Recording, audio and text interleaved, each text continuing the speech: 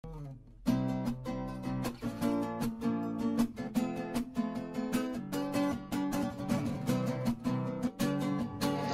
tout le monde, j'espère que vous allez bien. Ce dimanche, je vous partage ma méditation tirée de Jean 1, les versets 29 à 34. Alors, dans cet évangile, on nous parle de Jean-Baptiste qui présente Jésus comme l'agneau de Dieu. Et le verset qui a le plus attiré mon attention, c'est le verset 29 où on nous dit: le lendemain, Jean voit Jésus venir et il dit: voici l'agneau de Dieu, celui qui enlève le péché du monde.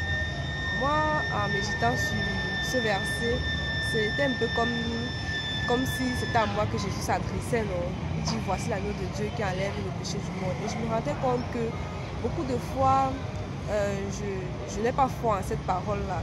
Il y a Jésus qui vient à ma rencontre en disant: voici l'agneau de Dieu qui enlève le péché du monde.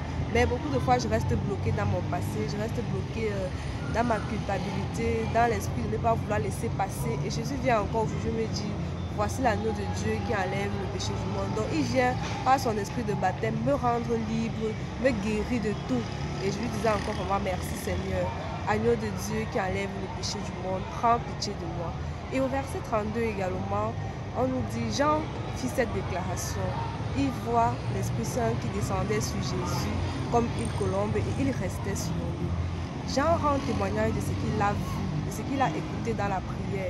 Et Jésus m'invitait également ce dimanche à faire de même, à rendre témoignage de ce que je vois dans la prière, de ce que j'écoute, en mettant en pratique au quotidien à travers mes actes. Et je lui disais: Seigneur, accorde-moi la grâce de faire ta volonté. Accorde-moi la grâce vraiment, Seigneur, d'assimiler ce que tu me dis en prière chaque jour, pour pouvoir le mettre en pratique.